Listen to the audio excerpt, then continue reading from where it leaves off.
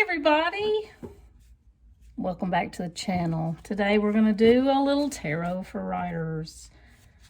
I don't have any idea what the cards might say. It's October and it's almost Halloween, so it's going to be a spooky reading, whatever it is.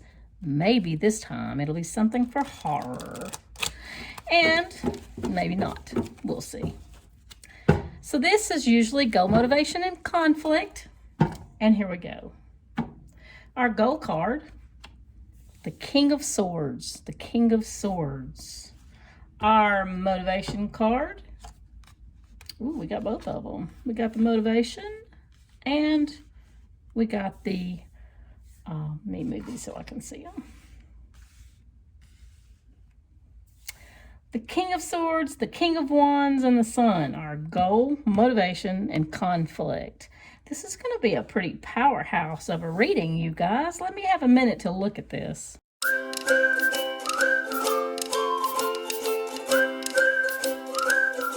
Okay, so our goal card is the King of Swords.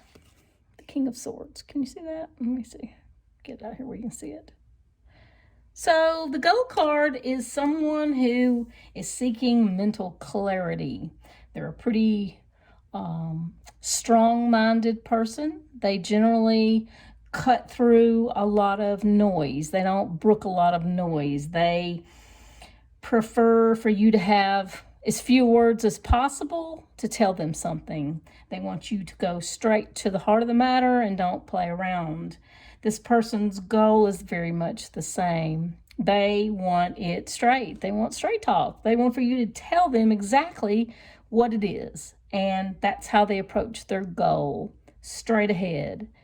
What is it that they want to do in your story? What is it that your character wants? This is the goal card. And let's talk about the King of Swords for a moment. So in this deck, this is the Rider deck, the Rider Tarot. As you can see, this king is wearing his kingly robes. He also has his crown on, and he's holding a very large sword. He has a tapestry behind him, as oftentimes the king cards do. But one thing of note in this particular set of tarot is he's outside. He is an outdoor lover. He loves to be outside, and he finds a lot of strength in the nature that he finds around him. So this is something to think about this character. Perhaps they're a, backpacker. Perhaps they are a hiker. Perhaps they just love nature. But whatever it is, that's where they find their strength. That's what centers them, is nature. Something else about the King of Swords, I think, is not only does he love nature, and he's dressed for battle.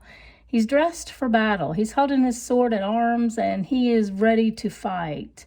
And I think that this may have something to do with the goal in this story.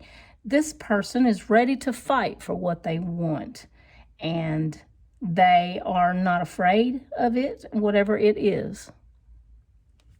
Now, the King of Wands is also a king dressed in kingly robes, but this king is sitting up on a pedestal, and this king doesn't have a sword. He has a growing wand. He has a wand that has growth involved. And he has a little friend down on the ground beside him. He has a little friend. His little friend is like maybe a lizard. That's what it kind of looks like. Maybe it's a baby dragon. I don't know. But anyway, this king is full of ideas. This is an idea king. So this is our motivation card. So maybe our goal card is to do battle against someone. And this is the motivation. It has to do with their ideas and their passions, the things that they're really important to them in life. They're going to do battle with somebody for that.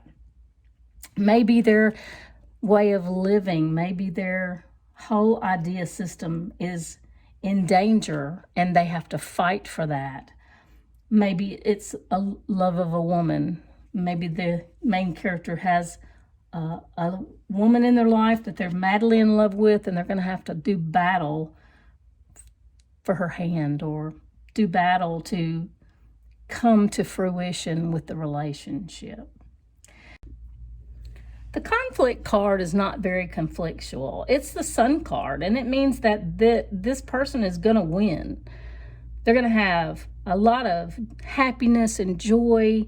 Everything is going to be coming up roses for them. If we left it at this card, it wouldn't seem like there was any conflict at all, that the love in their life is not under too much conflict. So let's pull another card, and let's make sure that we understand the Sun card in this position of conflict. And we get the Four of Swords. The Four of Swords, and it's in reverse. The Four of Swords in reverse. Well, that's very interesting. So I think what's happening here is the cards are telling us the entire story. We are fighting for something we're very impassioned about, something that means a lot to us, and our goal is to definitely win. But it's a battle against ideologies. It's a battle against the things that we love, or the person that we love. And everything is coming up roses. Everything is turning out well. Then the beginning of the story, all the conflict is not too awfully conflictual. Then comes along the Four of Swords in reverse that says, well, you have to keep going. You can't stop now. There's increased stress. They just keep piling it on. Whoever the antagonist is in this story just keeps piling on the stress, saying, oh, you just think everything is good. When in actuality, you better be laying down and getting some rest, because I'm really coming after you. So then I said, let's pull another card. Queen of Swords. Queen of Swords in reverse. In reverse. Queen of Swords in reverse. Now we have the King of Swords and the Queen of Swords. This is a mismatched couple. She's upside down, he's upright. He knows what's going on, and she's in the dark.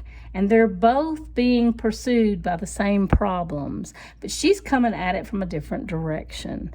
It's almost like players on a chessboard. You got to know which person does what in the story to know exactly where they're going to come out and how they're going to play. And so with the Queen of Swords, that changes things up quite a bit, because it to me now reads like a romance, or it reads like maybe a mystery and there's a woman involved. Perhaps she's the victim, perhaps she's the perpetrator. This is definitely the cop. This is probably the murderer. This is a situation because the cop always thinks that he knows who did it. And this is the situation that says you don't know exactly what you're doing. You think you do. You think you know who killed her. You think you know all the answers. But really and truly, there's more to come. And just because I'm curious, I'm going to pull another card because I want to see the resolution. I want to see what happens. So we pull another card. And the resolution is the Page of Pentacles. The Page of Pentacles. This has to do with wealth and monetary. And this has to do with some news coming about money. So apparently the murder was created over money. Okay, so let's do a recap. Okay, so we have our gold card, which is a King of Swords. This is the cop person. This is definitely a mystery. After I've looked it over, I've really thought about it. This is the cop who is solving the murder. And this is the murderer, the King of Wands, filled with passion, filled with ideas, always trying to get one up on somebody. And he ends up killing a woman. And I don't think it was an intentional murder. I think that was actually an accident. And he thinks since it was an accident that he's got it all going on. The Sun card, everything's coming up roses for him. He's the motivation for the cop, who is the main character, to solve the crime. He's the motivation. The conflict is that the murderer thinks he's gotten away with it. The Sun card makes the murderer think everything's coming up roses. But there's more. There's more increased stress put on the murderer because the cop's not going to leave any stone unturned. And the woman was a very smart, very intelligent, highly sought after person. And so I don't know how you're going to write the murder. I don't know why he murdered her. But whatever you do, be sure you let him know that he's not killing a dummy. She's smart. She's smart. And finally, the word comes. This is your clue. The clue comes that breaks the case, and it comes in the form of money. There's money coming. Maybe it's her settling her estate. Perhaps it has something to do with the killer who gets a lot of money. Maybe he robbed her and he's trying to spend the money and it's costing him his freedom. Well, you guys, that turned out to be quite the story. If this sounds like anything that you're working on, please leave me a comment below. I'd love to know about it. And while you're doing that, I would love it if you would hit that like button and subscribe to the channel. I do a tarot read for writers about once a month. And I'm looking forward to doing it again for you in November. Y'all come on back now. Happy Halloween. Until next time.